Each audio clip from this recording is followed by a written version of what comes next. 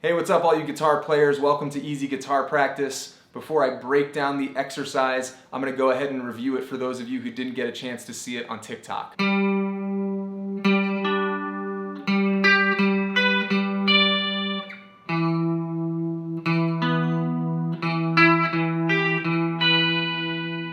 So this exercise is going to help with picking accuracy as well as fretting accuracy.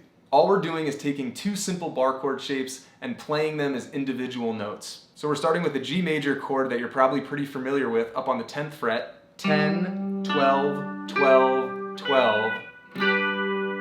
And then we're moving to an E minor bar chord shape that you're also probably pretty familiar with. It's 7, 9, 9, 8, 7. And so we're just going to play these as individual notes.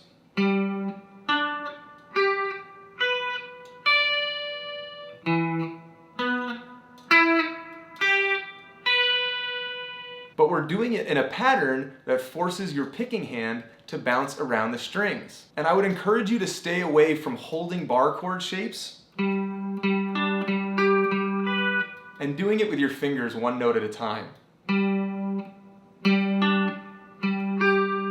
And that'll just force you to be a little bit more accurate with your fretting hand. That's really it. As always, play this at a tempo that allows you to play it perfectly and then save your energy for all the fun stuff you want to rock out later on in your session. We'll see you next time.